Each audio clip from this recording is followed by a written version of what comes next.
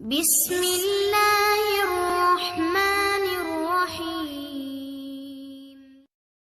Kalau itu muncul, Masya Allah, ya. Ushidukum bi'annakum min awliyaillah, ya.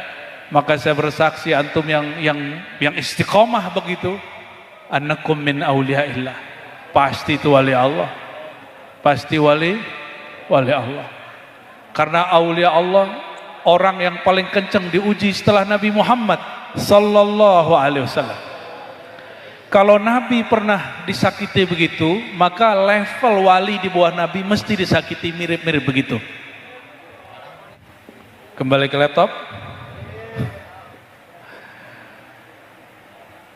Namun ada satu hal bagi yang tidak punya darah nasab, tidak usah khawatir. Ada seorang imam ahli hadis sezaman dengan Imam Bukhari, tapi umurnya lebih panjang. Namanya Al-Hakim At-Tirmizi. Siapa namanya? Dia punya kitab Nawadirul Usul, ada Maqasidus Shalah yang cocok dengan pembahasan kita, kitab Khatmul Aulia, kitab metodologi para aulia. Walaupun judulnya Khatmul, tapi boleh diterjemahkan wali itu jadi wali gimana caranya, disebutkan di situ.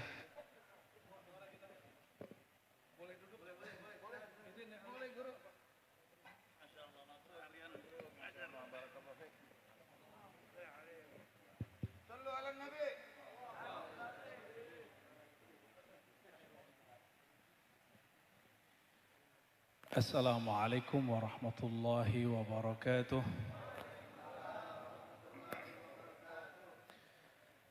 Alhamdulillahilladzi abraza nura Muhammadin sallallahu alaihi wasallam qabla kulli syai'.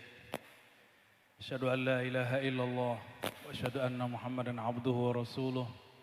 Allahumma salli wa sallim wa barik ala habibikal Mustafa Muhammad man ismuhu fi samai Ahmad wa man kana maqamuhu mahmud wa ala alihi wa ashabihi ajma'in.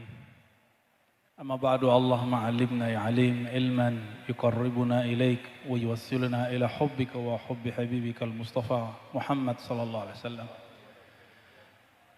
Para masyayikh, para habaib, ahlul bait dan jamaah yang berhadir, udah pegel belum?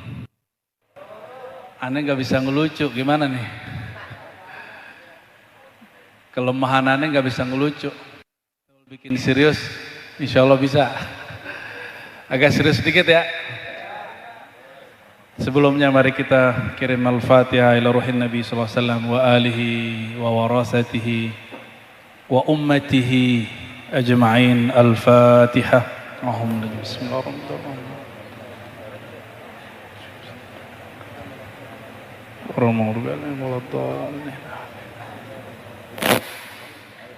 Kalau boleh nanya, tadi maulid yang dibaca maulid apa? Simtud Durar, bukan Tibai. Baik, barakallahu fikum. Nyesuaiin isinya Habib.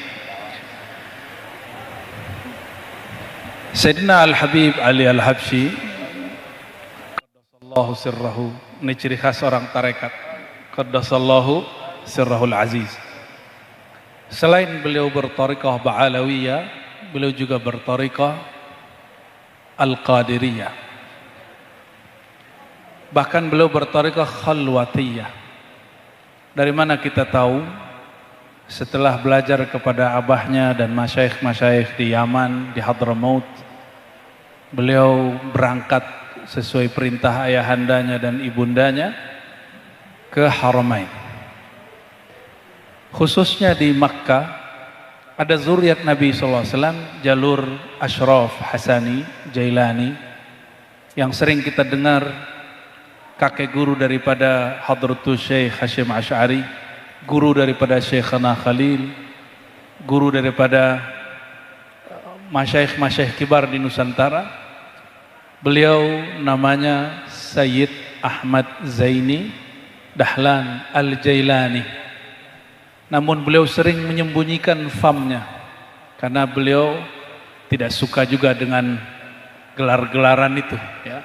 Saya yakin semua habaib yang sahih nur di dalam kolbunya tidak berbangga dengan marganya, tapi dia bersyukur karena di dalam dirinya ada darah Sayyidina Al-Mustafa sallallahu alaihi wasallam.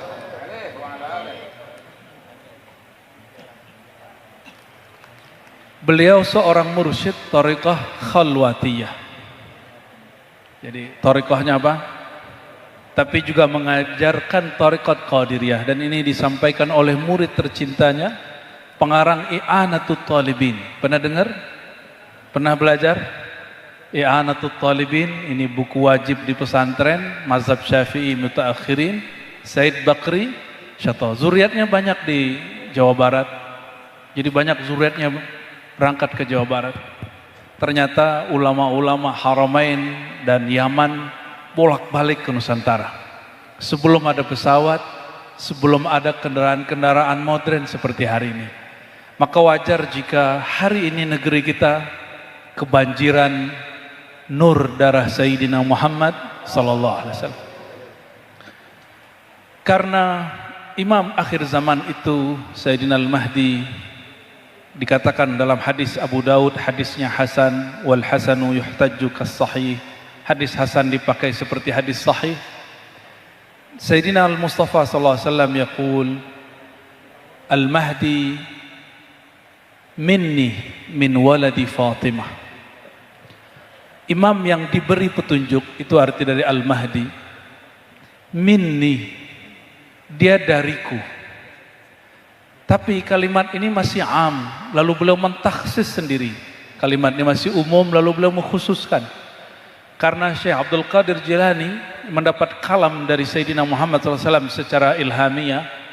Karena wali-wali Allah, kutub aghwas, mereka biasa jumpa dengan Nabi yaqzatan wa manaman.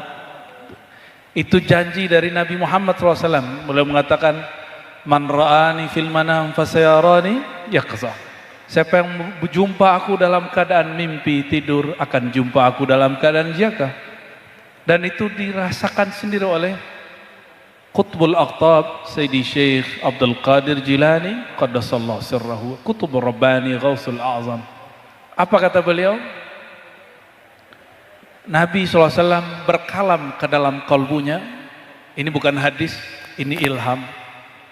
Al-alam minni wa ana min Allah. Alam itu semuanya bersumber dariku. Ini alam bukan? Mau Habib tidak Habib, mau Sayyid tidak Sayyid, Syarif tidak Syarif, mau Kiai tidak Kiai, mau muti' ataupun asi, orang taat ataupun maksiat, semuanya bersumber dari nur Sayyidina Muhammad sallallahu alaihi wasallam. Cuma mungkin yang maksiat nurnya gelap-gelap dikit gitu kali ya. Maka ketika beliau mengatakan di hadis Abu Daud, Al-Mahdi minni, Mahdi dariku. Oh, semuanya dariku. Tapi beliau takhsis, beliau khususkan min waladi Fatimah, dari zuriat Sayyidatuna Fatimah alaihassalam. Jangan malu sebut alaihassalam ya. Itu bukan tasyayyu' juga, bukan rafat juga. Itu bagian dari tradisi ahli hadis, baik ahlus sunnah ataupun kalangan Syiah. Jadi kalau sebut Fatimah, boleh nggak nyebut alaihassalam? Boleh. Dalam Sahih Bukhari disebutkan oleh Bukhari, an Aliyin karramallahu wajhah. Satu. An Aliyin radhiyallahu anhu. Dua. Yang ketiga, an Ali alaihissalam. Ada semuanya di dalam kitab Sahih Al-Bukhari. Seandainya mengatakan karramallahu wajhah, alaihissalam itu bagian dari rafat, menghina sahabat yang lain, maka Imam Bukhari apakah mungkin termasuk menghina? Apakah beliau termasuk kelompok Rafidhi? Ya, tentu tidak. Karena beliau mengatakan min waladi Fatimah, dari zuriat Sayyidah Fatimah alaihassalam, maka ini kabar buruk juga kabar gembira. Kabar gembiranya, coba tanya beliau-beliau ini, fam zuriat Nabi SAW baik melalui Ba'alawi ataupun Hasani, Husaini itu terbanyak hari ini di negeri kita. Betul nggak? Isu-isu nasab ini nikmati aja. Ini cara Allah mengangkat nasab Wali Songo supaya tidak ada Wali Songong. Ya, biar nanti mereka nanti ketemu, kan nanti pasti ada yang mengislah, betul nggak? Nggak ada orang mengislah nanti Rasulullah SAW dengan nurnya dan pewaris-pewarisnya dan zuriat-zuriatnya yang berkarisma, mereka akan nanti diislah. Ya, Sallallahu Alaihi Wasallam. Saya tidak punya waktu membahas nasab karena tugas kita banyak. Cukup yang pengen bahas nasab, bahaslah nasab. Tapi yang kita dapat di Sahih, di Sunan Abu Daud, hadis seperti tadi, itu kabar baiknya. Kabar buruknya apa? Karena Al-Mahdi itu musuhnya Dajjal. Dajjal itu artinya apa? Dajjal itu sinonim dari kazab. Kalau kazib, bohongnya dikit. Kalau kazab, pembohong sejati. Ya, persen. Maka Sayyidina Al-Mahdi yang akan muncul atau telah muncul saya tidak tahu. Tanyalah kepada ahlinya. Pasti dia zuriat. Pasti dia, karena min waladifa, dan Sayyidah Fatimah hanya punya 2 anak yang melahirkan anak, Hasani dan Husaini. Maka kabar buruknya, tapi ini juga pasti pertolongan dari Allah untuk para zuriat Nabi Muhammad SAW. Bukan mengingatkan, tapi sekedar menyebut hadisnya. Para zuriat Nabi akan dapat fitnah yang besar, akan dapat ujian yang sangat besar. Karena di darahnya ada darah Sayyidina Muhammad SAW. Dan perhatikan hadis yang sahih Bukhari, Muslim, Abu Daud, Tirmizi dan hadis-hadis yang lain. Asyaddun nas bala'an al-anbiya, summa alladhina yalunahum, summa alladhina yalunahum. Orang yang paling kencang, paling kuat mendapatkan ibtila, bala, ujian, tempaan adalah para nabi. Lalu ada kalimatnya summal ladzina yalunahum. Kalau di riwayat yang kedua fal amsal summal amsal fa amsal. Maka 2 hadis ini dapat kita artikan yalunahum, orang setelah mereka, baik itu sahabat, keluarga rohani ataupun zuriat keluarga jasmani dan rohani beliau radhiyallahu taala anhum. Lalu bagaimana dengan lafaz fal amsal? Orang yang rohaninya mirip dengan para nabi. Inilah dalil bahwa setiap wali itu ala qalbin min qulubil anbiya. Kolbunya mewarisi kolbunya para nabi. Ada yang mewarisi kolbu Sayyidina Adam, maka dia dapat ilmu nama-nama. Ada yang mewarisi kolbu Sayyidina Nuh, maka doanya luar biasa. Itu biasa ulamanya sekaligus ulama insinyur, engineer. Biasanya kalau orang mewarisi kolbu Sayyidina Nuh, dia profesinya 2, sekaligus ulama juga engineer atau arsitek, karena dia bisa bikin kapal. Tapi jika dia disakiti, doanya bisa menghancurkan siapapun yang mengganggunya. Ada yang ala qalbi Sayyidina Ibrahim Al-Khalil, orang yang paling tinggi tauhid dan tawakalnya. Yang wiridnya apa? Ketika Jibril, ini antum kalau diganggu sama orang, didatengin Jibril gimana? Kata Jibril nih, bro, yang ganggu ente mau aneh hancurin gak? Kalau ente kedapatan Jibril begitu gimana? Hancurin aja gitu ya, benar gak? Benar gak? Serius? Pantesan ente gak bisa jadi wali kutub. Kutub kupret kali. Sayyidina Ibrahim Al-Khalil ketika didatangi oleh Sayyidina Jibril alaihissalam, apa kata Jibril? Ya Ibrahim, maukah engkau aku hancurkan si Namrud dan semua anggotanya? Apa kata kalam Sayyidina Ibrahim? Ini agak lebih halus daripada Nabi Nuh. Hasbiyallah wa ni'mal wakil. Ini hadis sahih rawahul Bukhari. Cukuplah Allah yang menjagaku. Cukuplah Allah menolongku. Aku tidak butuh engkau wahai Jibril. Sanggup nggak begitu? Sanggup nggak begitu? Gimana? Ini baru belajar silat dikit udah mau nantang-nantang orang kan? Bener nggak? Baru dapat gaya-gaya jurus apa? Jurus kabur, jurus al-kaburi. Sudah berani kemudian mendoakan buruk orang. Antum baru dapat hizib bahar, pengen hizib nasor, bener nggak?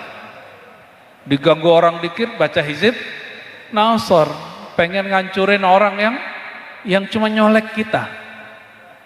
Maka nggak pantas mewakili dan mewarisi kalbu Sayyidina Ibrahim.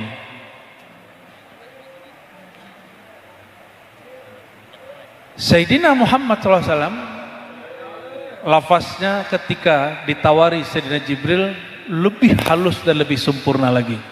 Dan semua orang yang di dalam dirinya memang ada darah beliau wajib mengikuti ini. Ya, wajib mengikuti ini. Ketika beliau diusir dari Taif, dilempar dengan batu, masih ingat? Tidak hanya batu, lebih menghina lagi, dilempar dengan kotoran. Jibril menawarkan, ya Muhammad, maukah engkau aku hancurkan mereka, aku gulung itu gunung Taif. Apa jawabannya? Apa jawaban Sayyidina Muhammad SAW rahmatan lil alamin? Ya Allah, ya Jibril, fa innahum la ya'lamun. Mereka belum mengerti apa yang kubawa. Mereka salah faham terhadapku. Perhatikan, ini perhatikan. Kalau betul di darahnya ada zuriat Nabi SAW, pasti darah itu akan mengikuti nur ini. Sallallahu alaihi wasallam. Maka kalau ada orang jahat sama kita nggak usah salahkan mereka. Cukup katakan, mungkin saya yang kurang baik sama dia. Kita nggak salahkan mereka. Maka ribut-ribut sekarang begini, kita berharap kepada para ahbab, para habaib, para masyaikh, kasihlah kami contoh-contoh yang indah. Cukup katakan, mungkin di antara kami ada yang tidak pantas menyandang, mewarisi darah Sayyidina Mustafa Muhammad SAW. Maka kita anggap ini teguran kasih sayang dari Allah Subhanahu Wa Taala. Kalau itu muncul, Masya Allah, ya, ushidukum bi annakum min awliyaillah, ya, maka saya bersaksi antum yang istiqomah begitu, annakum min awliyaillah, pasti itu wali Allah, pasti wali Allah. Karena aulia Allah, orang yang paling kencang diuji setelah Nabi Muhammad sallallahu alaihi wasallam. Kalau Nabi pernah disakiti begitu, maka level wali di bawah Nabi mesti disakiti mirip-mirip begitu.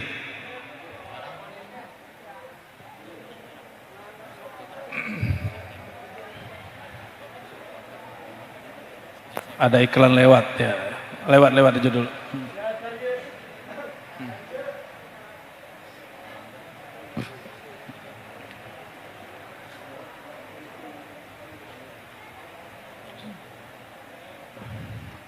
Kembali ke laptop. Namun ada satu hal bagi yang tidak punya darah nasab, tidak usah khawatir. Ada seorang imam ahli hadis sezaman dengan Imam Bukhari, tapi umurnya lebih panjang.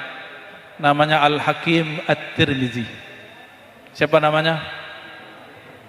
Dia punya kitab Nawadirul Usul, ada Maqasidus Shalah yang cocok dengan pembahasan kita, kitab Khatmul Aulia, kitab metodologi para aulia. Walaupun judulnya Khatmul, tapi boleh diterjemahkan wali itu jadi wali gimana caranya, disebutkan di situ. Sayangnya belum ada terjemahannya, jadi antum nggak bisa dapat bocoran. Ya, kita kasih bocoran dikit lah. Ya. Kata Imam Hakim At-Tirmizi ketika membahas alun Nabi, keluarga Nabi SAW, apa kata beliau? Alun Nabi, keluarga Nabi itu dua.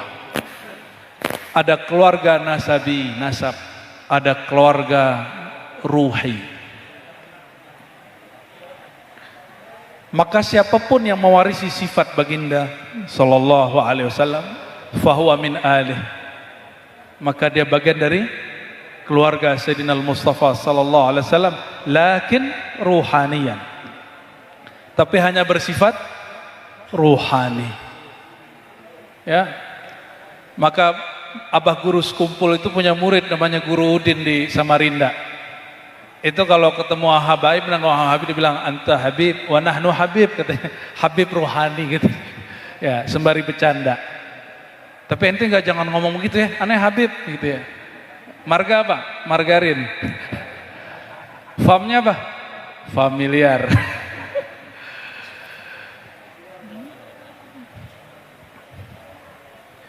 Apa maksudnya? Baik aluhur ruhani, keluarganya yang rohani, atau aluhu an-nasabi, semuanya adalah bagian dari pewaris Sayyidina Muhammad sallallahu alaihi wasallam. Maka ada warasah qalbiyah, kepada kolbunya ada yang mewarisi nasabnya. Dan mereka dua-duanya akan diuji jika benar ngikutin jidnya Abul Arwah. Di dalam Simtid Durar, bagian doa Sayyidina Muhammad SAW disebut satu namanya, Al-Ab Al-Akbar. Betul nggak? Dalam khotam, betul? Al-Ab Al-Akbar, ayahanda agung. Berarti ini kan bawa anak nih. Berarti kita ini yang punya anak disebut Al-Ab Al-Asghar. Kita ini ayah kecil.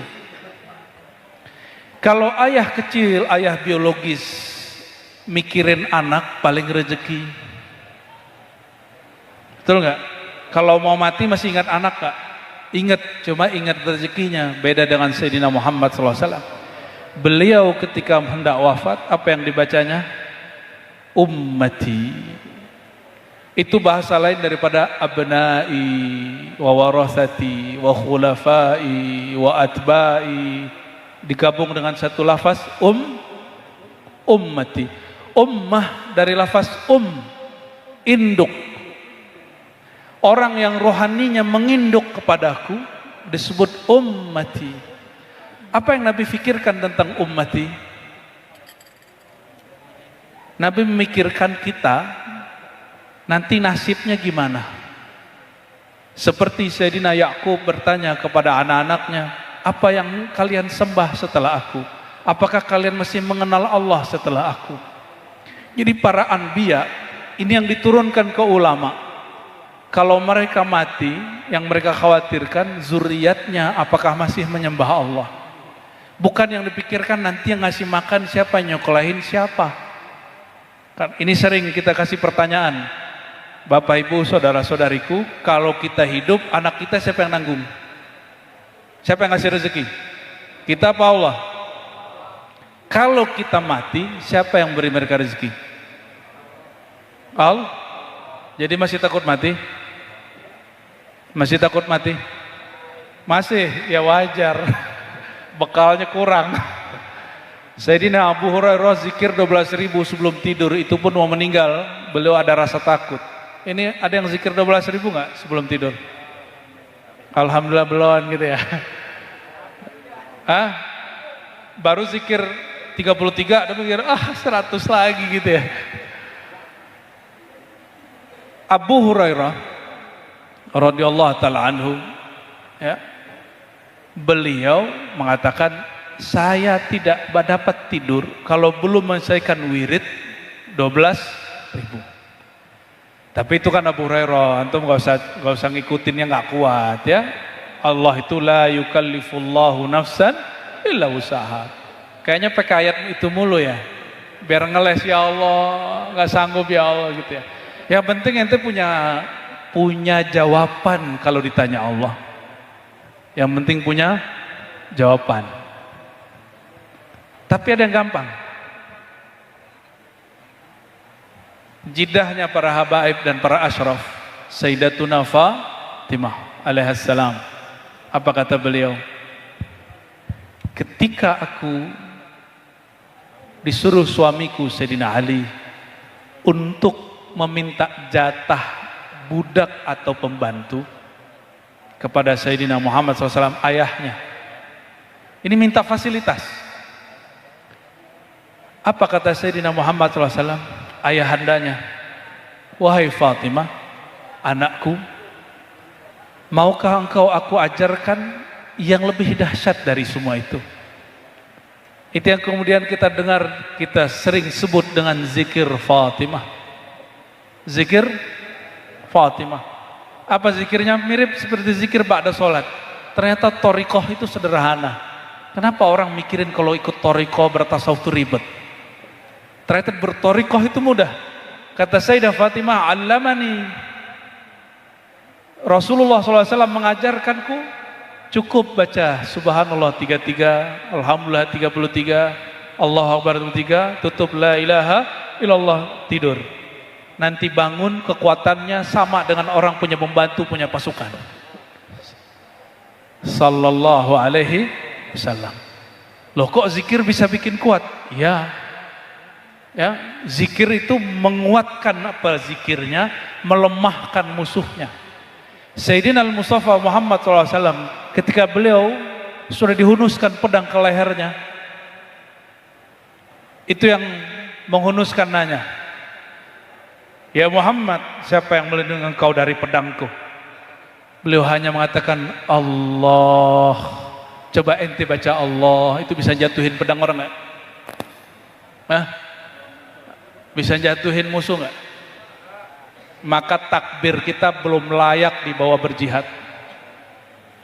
Jangan malu-maluin yang punya nama. Kalau takbir mulai dari sini, getarkan dulu yang di sini, bikin takut dulu yang di sini, baru bisa membuat takut orang yang di sana. Maka wajar disebutkan dalam hadis yang sahih, nanti di akhir zaman Bani Rum itu masuk Islam bukan dengan perang, mereka ditaklukkan cukup dengan takbir. Itu takbir yang bagaimana? Takbir yang Sayyidina Al-Mustafa SAW ajarkan. Dikatakan oleh beliau, yang melindungi Allah. Jatuh pedangnya, diambil lagi, diulang lagi, pertanyaannya begitu dijawab Allah, jatuh lagi, sampai ketiga orangnya kemudian syahadat. Udah begitu belum? Mau amar ma'ruf nahi mungkar, ente pakai kalimat-kalimat yang kemudian jorok, nggak pantas. Kalau amar ma'ruf nahi mungkar, mesti bil ma'ruf, jangan mendatangkan kemungkaran baru. Kita lagi menegur orang, nggak boleh dengan kata-kata kasar, mesti dengan kalimat yang ma'ruf. Apa arti ma'ruf? Ma'ruf itu yang dikenali maknanya, dia paham, kita paham, jangan ente doang yang paham. Itu yang disebut Jadi amar ma'ruf itu labudda ayyakuna bil ma'ruf, mesti dengan cara yang ma'ruf. Gimana? Udah ketemu senjata belum? Dulu di Indonesia ada namanya Syekh Qadirun Yahya, makbarahnya deket sini, Sawangan sini, ya, Pengasinan agak ke belakang lagi. Itu beliau ketika sakit di rumah sakit Malaka, ini ahli zikir tarekat Naqsyabandiyah, sakit jantung, opname, tidak sadar, dicek sama dokternya, ini bukan khurafat, ini asli, ini disaksikan oleh dokternya sendiri, dan dokternya jadi murid dia. Si dokter jantung ketika cek jantungnya, kan ada alat dengar ya, ada yang dokter gak sini? Wah, dokter jarang ngaji ya, mungkin sibuk ngurusin ngobatin orang ya, kita husnuzon. Ya, taruh di sini apa namanya? Ya. Masya Allah Habib. Ketika dia dengar, apa yang terdengar bukan denyut jantung, duk duk. Yang kedengar apa dia? Allah, Allah, Allah, Allah, Allah. Itu Syekh Qadirun Yahya dari remajanya, dia punya guru lebih dari 4 syekh mengajarkan zikir Allah, Allah, Allah. Kata guru-gurunya, ini senjata Sayyidina Muhammad SAW.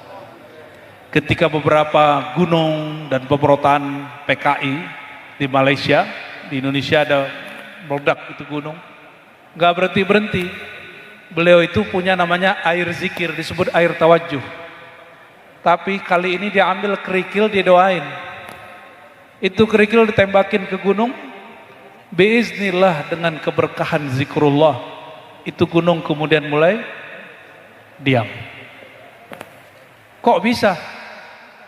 Ada hadisnya, la taqumus sa'ah hatta la yuqalu fil ardi Allah Allah. Tidak terjadi kerusakan besar di alam semesta, apalagi yang kecil gitu mafhum mukhalafahnya. Sehingga tidak ada lagi yang membaca Allah Allah Allah Allah seperti apa? Seperti Sayyidina Muhammad SAW tadi membacanya. Gimana kira-kira? Udah begitu belum? Hah? Berarti wajib nggak belajar zikir? Wajib. Wajib bersanad, jangan belajar zikir yang munqati'us sanad. Nanti ente belajar zikir sanadnya ke syaitan. Ya, apa ciri-ciri zikir syaitani? Bukan zikir Bang Tony ya. Zikir syaitani ciri-cirinya tambah zikir, tambah sombong, tambah merasa sok suci. Lalu pandang orang nggak zikir najis.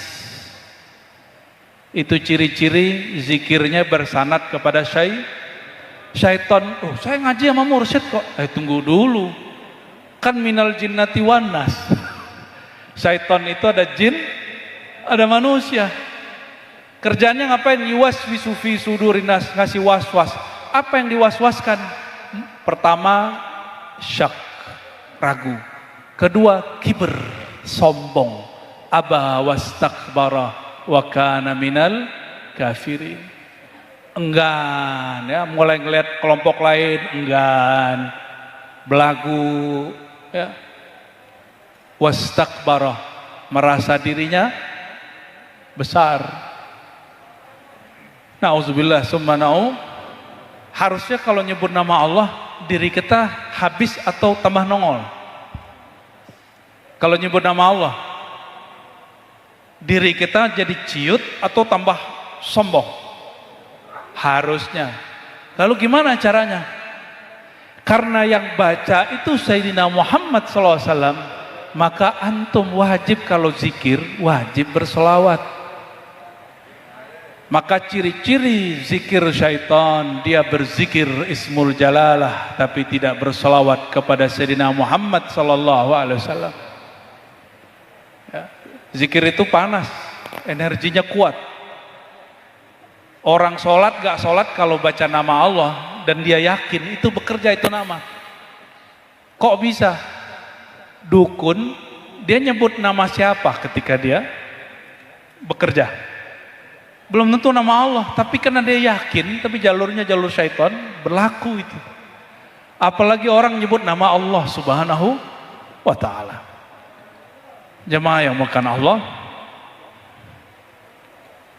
di Quran dikatakan, idza dzukirallah wajilat qulubuhum.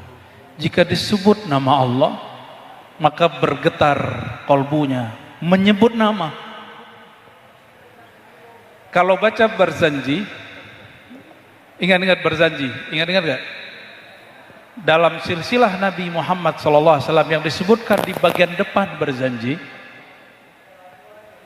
itu ada jidnya Sayyidina Muhammad SAW bernama Ilyas. Ini bukan Nabi Ilyas.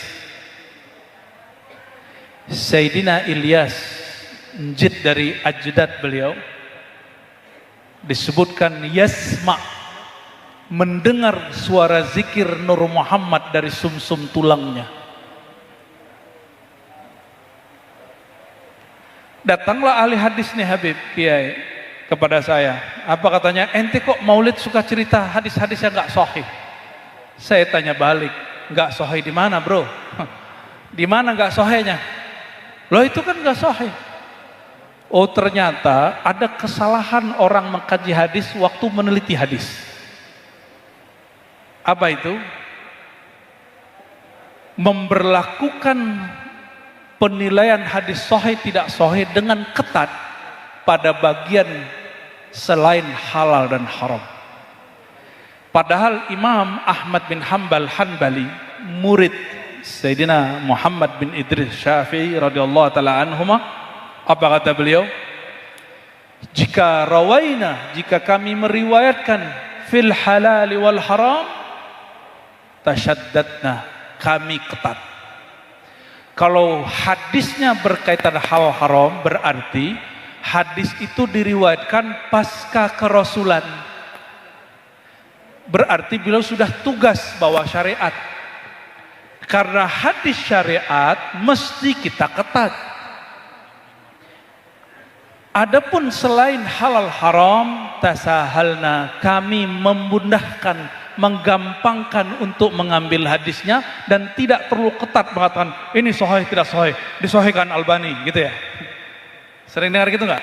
Sahahu Albani, sahahu fulan, nggak perlu. Dari mana kita tahu? Dari imam ahli hadis sendiri. Ini yang tahu Syekh Albani nggak? Tahu? Siapa Syekh Albani? Syekh Albani itu siapa? Tokoh yang diangkat imam oleh saudara kita Salafi Wahabi. Jadi pakar hadisnya bernama Syekh Nasiruddin Albani rahmatullah alaih ya. Beliau baru wafat tahun 1999. Berapa tuh hijriahnya? Kira-kira Albani sama Bukhari lebih alim mana? Bukhari, benar gak? Imam Bukhari punya kitab judulnya At-Tarikh. Ada Sugro, ada Kubro. Tarikh Kabir, ada Saghir. Sejarah, isinya apa?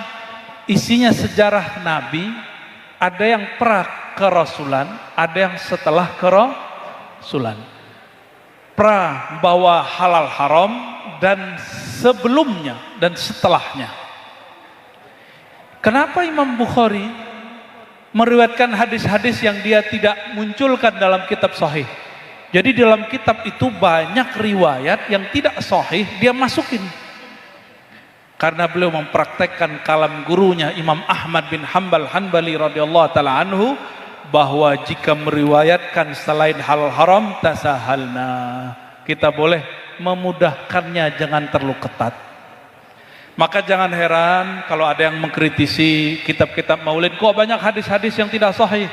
Betul, karena tidak berkaitan dengan halal dan haram, bahkan tidak berkaitan dengan akidah. Itu hanya berkaitan dengan hakikah. Apa beda akidah dan hakikah?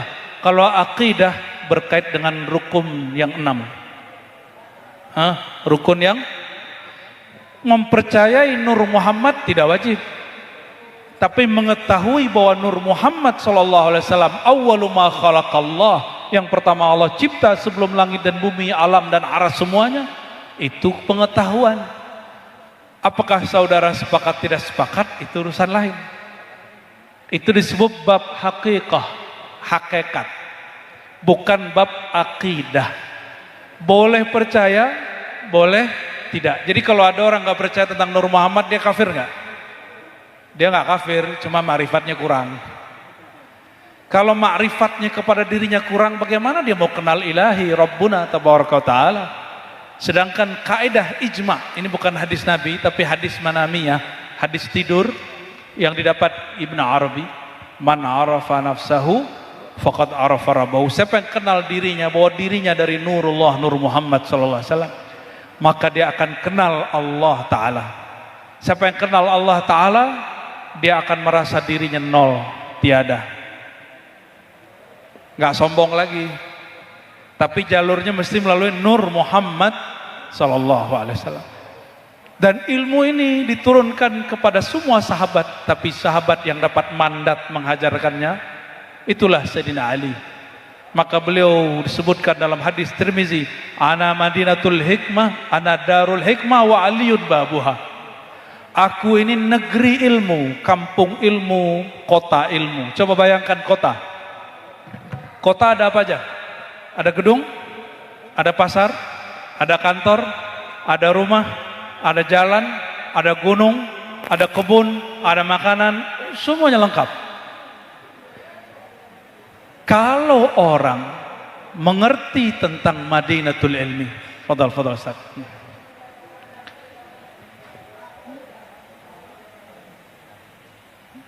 Ya, iklan lagi nih. Udah nunggu ketemu Abah dari tadi ya. Fadal, labas ya.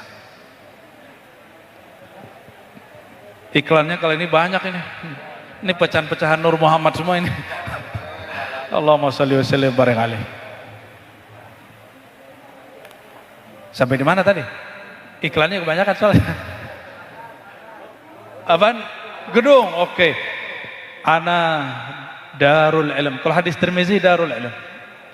Hadis ini diteliti oleh seorang ahli hadis dari Maroko, namanya Sidi Ahmad Al-Ghumari, dan adiknya yang jadi muridnya Sidi Abdullah Ghumari dan Sidi Abdul Aziz Ghumari. Apa kata mereka? Hadis ana Darul Hikmah wa aliyun babuha, ana Madinatul Ilmi wa aliyun babuha, bukanlah dhaif, bukanlah hasan, bukanlah sahih, tapi mutawatir. Dan itu bikin kita kaget. Karena selevel Imam Tirmizi hanya bilang hasan. Hasan itu derajat kedua. Sahih, hasan, dhaif. Gimana? Sahih. Sahih itu valid, benar. Hasan bagus, tapi di bawah sahih. Di bawahnya dhaif. Maudhu' di bawah lagi. Hadis ini kata beliau cuma hasan. Ternyata diteliti oleh ahli hadis yang baru meninggal belum nyampe seabad. Hadis tentang ana Madinatul Ilmi, ana Darul Ilmi wa aliyun babuha. Aku adalah kota ilmu, alilah pintunya.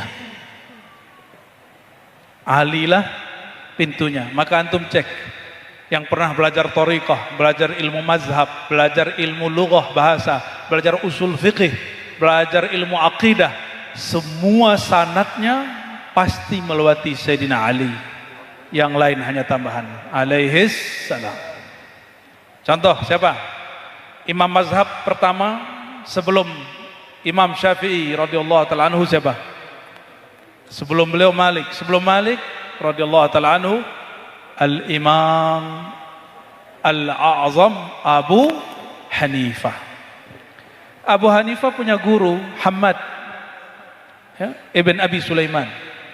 Adabnya, rumahnya Imam Hamad itu di pojok situ. Dia nggak berani selonjoran di situ. Padahal orangnya dibatas oleh rumah. Ditanya sama putrinya, ya Sayyidi, ya Walidi, ya Abati, apa gerangan kenapa engkau tidak pernah selonjoran ke sana? Jawaban beliau, di situ ada rumah guruku. Ya Rob, itu adab rohani. Orang pakai akal doang nggak nyambung dia, karena akalnya belum dikolbukan. Akalnya harus dikolbukan dulu baru akalnya sampai. Bukan ini nggak masuk akal, akal ente belum nyampe. Beda nggak masuk akal dengan akal belum nyampe? Beda ya. Lalu kata beliau, aku berguru kepada salah satu cicit Sayyidina Muhammad SAW, yang mana tanpanya tentu Nu'man bin Sabit alias Abu Hanifah menjadi orang paling sombong, paling songong, paling sok pinter di alam semesta. Siapa dia? Ala wa huwa Sayyidina Ja'far Sadiq bin Muhammad Al-Baqir radhiyallahu taala anhumah. Kata beliau, kalau bukanlah karena Sayyidina Imam Ja'far lahalaka Nu'man bin Sabit, maka Abu Hanifah Nu'man bin Sabit pasti jadi orang sombong sehingga dia binasa. Ada yang bertorikot Naqsyabandiyah atau Qadiriyah nggak di sini? TKN ada nggak? Ada. Tadi Al Habib Ali Al Habsyi salah satu torikohnya apa? Al-Qadiriyah. Betul? Torikot apa? Al-Qadiriyah. Torikot Al-Qadiriyah berarti mansub ila Sayyidina Syekh Abdul Qadir Jilani qaddasallahu sirrah.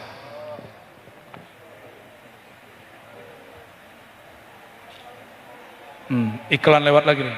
Hati-hati Ustaz ya. Fadal. Ya.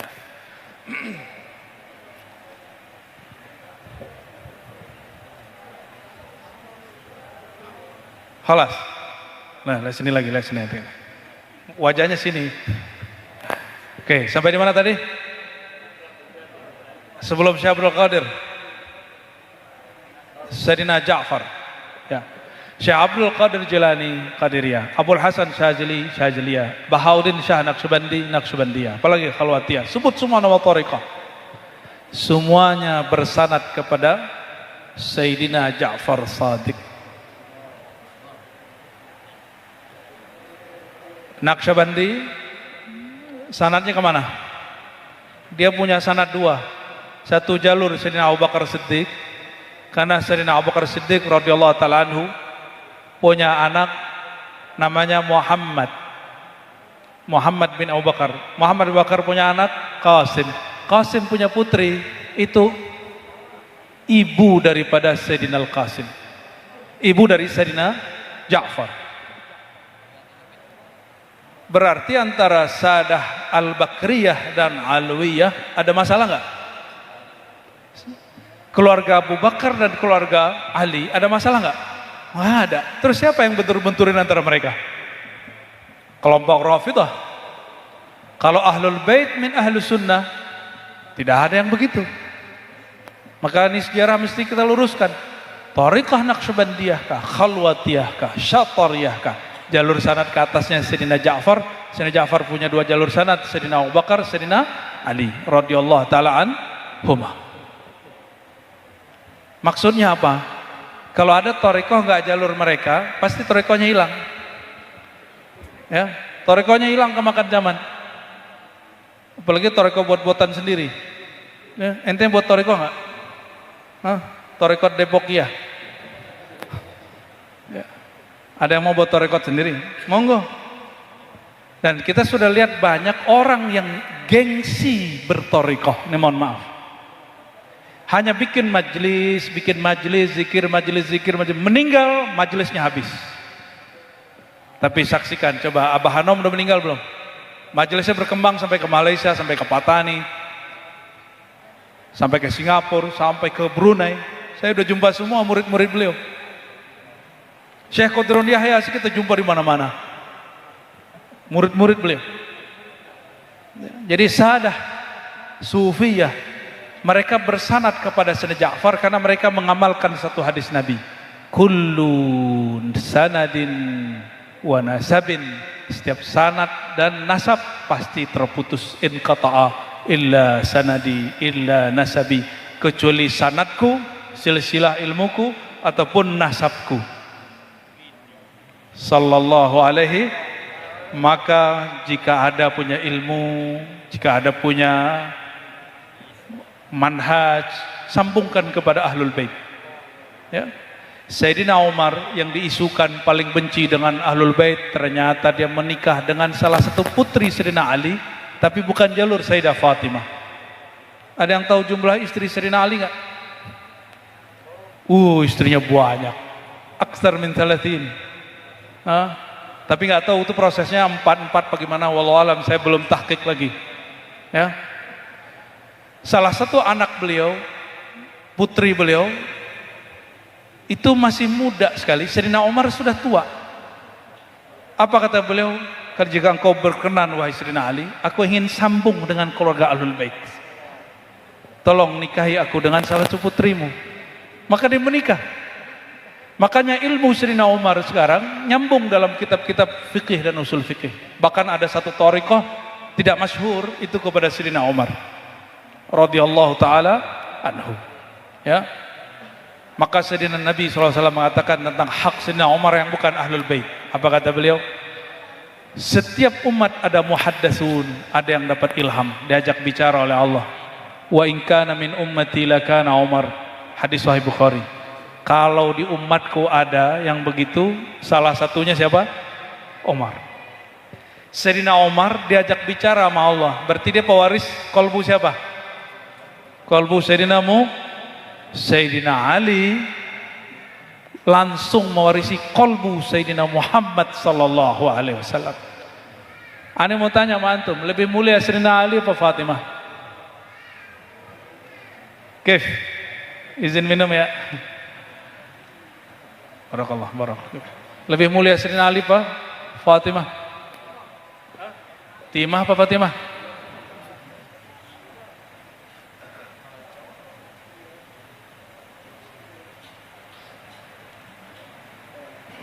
Nggak takut dituduh sesat? Nggak takut itu sesat ya? Nah, ini kita bagi. Secara ilmu kalam lebih mulia Sayyidina Ali daripada Fatimah. Itu kesepakatan, tapi tidak kesepakatan. Itu kecenderungan jumhur ulama Asy'ariyah Maturi. Ini pada Asy'ari bukan? Apa ciri-ciri Asy'ari? Belajar sifat 20 Allah wujud qidam? Masih belajar? Masih mendendangkan? Insyaallah Ahlus Sunnah wal Jamaah. Akidah Asy'ariyah lebih mengambil jalan aman. Kenapa? Karena akidah Asy'ariyah ini muncul di zaman Bani Abbasiyah. Bani Abbasiyah ini hanya Al-Ma'mun yang senang Ahlul Bait. Sampai mengangkat Ali Ar-Ridha jadi putra mahkota, tapi dibunuh, diracun. Masih muda diracun. Jadi dia satu-satunya khalifah yang mengangkat putra mahkota yang bukan anaknya. Karena dia mengerti tentang ma'rifat, ya, afdaliyatu Ahlul Bait. Akhirnya Al-Ma'mun mengerti politik ini berbahaya. Justru kalau dia mengangkat putra mahkota lagi dari kalangan zuriat ahli Nabi, itu membahayakan mereka. Maka dia kemudian mengangkat yang lain. Di zaman Bani Abbasiyah itulah kebencian kepada Ahlul Bait bertambah. Maka ini siasat ahli kalam. Siasat ulama ahli kalam, ahli akidah. Supaya ulamanya selamat, Ahlul Baitnya selamat. Gimana caranya? Afdalun nas ba'dan Nabi SAW Abu Bakar, Umar, Utsman, Ali gitu. Itu jadi ditulis di kitab-kitab. Orang yang paling afdal setelah Nabi di kalangan sahabat Abu Bakar, lalu Umar, lalu Utsman, lalu Ali radhiyallahu taala anhum ajmain. Tapi tadi imam yang saya sebut Sidi Ahmad Ghumari Ahlus Sunnah, dia mengatakan secara hakikat lain cerita. Secara hakikat lain cerita. Siapa yang lebih afdal? Sayyidah Fatimah. Tadi zikir yang saya ceritakan disebut zikir Fatimah. Murid pertama Sayyidah Fatimah adalah Sayyidina Ali. Disebutkan dalam Sahih Bukhari dan Muslim, Sayyidina Ali dapat talqin dari Sayyidah Fatimah, lalu beliau mengatakan, "Fama taraktuhu." Aku tidak pernah meninggalkan zikir Fatimah sebelum tidur, kecuali waktu perang Siffin aku membacanya sepertiga malam terakhir, karena perang belum usai. Jadi bacanya telat. Biasanya bacanya habis Isya mau tidur langsung baca. Ini karena perang, akhirnya beliau membacanya sepertiga malam terakhir, udah mau dekat subuh. Sayyidina Ali hanya diajar 33 100, dan dia tidak pernah tinggalkan hadiah dari sang istri tercinta, istrinya plus dia gurunya. Tapi Sayyidah Fatimah juga berguru kepada Sayyidina Ali. Jadi mereka disebut dalam hadis mudabbaj. Kenapa? Sayyidina Ali itu juga dianggap anak oleh beliau. Antum coba bayangkan, ini bagian akhir yang mau saya sampaikan. Ayah Sayyidina Ali siapa? Ali bin Abu Talib. Abu Talib itu mata mu'minan wala kafiran. Mati beriman atau kafir? Hah? Gimana? Ini akidah Ahlussunnah bukan? Gimana kira-kira? Kira-kira Abu Talib mengerti nggak Nabi Muhammad SAW itu seorang nabi dan penghulu para nabi? Ngerti nggak? Tahu dari mana? Tahu dari mana? Ayo. Karramallahu wajhah. Ini kan Sayyidina Ali, ini ayahnya Abu Talib. Abu Talib meninggal, di Sahih Bukhari dikatakan dia mau meninggal.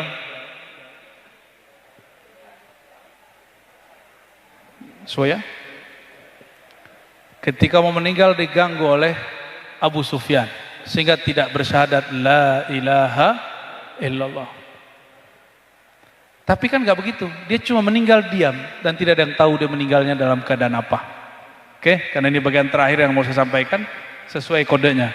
Dari kolbu kita bilang terakhir, ternyata kodenya pas. Guru dari Al-Habib Ali Al-Habsyi, pengarang Sibtud Durar radhiyallahu taala anhum, berguru kepada siapa dia? Sayyid Ahmad Zaini Dahlan. Beliau sudah teliti sumber riwayat tentang wafatnya Sayyidina Abu Talib, dan beliau mengatakan mata mu'mina, dia meninggal dalam keadaan Sayangnya ajaran ini tidak banyak dibawa ke Nusantara, padahal beliau gurunya ulama Nusantara. Maka saya berkewajiban sebagai orang yang khidmat pada ilmu untuk menyampaikan itu hatta kepada kalangan awam, apalagi kepada para masyayikh, para asatidz. Jadi tolong jangan lagi hanya menampilkan satu bab bahwa Sayyidina Abu Talib mati kafir. Itu menyakiti zuriatnya hari ini. Coba Syekh Habib, kalau antum punya walid disebut orang mati kafir, walaupun betul kafir, tersinggung nggak? Sedih nggak? Dan yang merawat Sayyidina Muhammad SAW waktu kecil siapa? Abu Talib. Yang menjaga beliau dari godaan gangguan ahlu kitab siapa? Abu Talib. Masa orang begitu antum katakan mati kafir, sedangkan sahabat Muawiyah bin Sufyan hanya Islam 2,5 tahun, Abu Hurairah hanya Islam 2,5 tahun, 3,5 tahun, lalu kemudian kita katakan ini orang mukmin, yang ini tidak mukmin. Enggak, katakan dua-duanya, hadza mu'min wa hadza mu'min. Ya, dua-duanya mukmin. Semoga Allah Ta'ala menumbuhkan nur ini tambah banyak, menambah cinta kepada zuriatnya, kepada ulamanya, kepada pewaris-pewarisnya, dan maulid tambah banyak di mana-mana, sehingga dimanapun disebut nama zat yang paling saleh, turunlah rahmat. Dan yang paling banyak hari ini bermaulid di dunia ini hanya Indonesia. Semoga rahmat turun mencurah kepada negeri ini dan mengalir ke negeri yang lain. Amin ya rabbal alamin. Wa sallallahu ala sayyidina Muhammad walhamdulillah rabbil alamin. Ya muqallibal qulub tsabbit qulubana ala dinik. Assalamualaikum warahmatullahi wabarakatuh.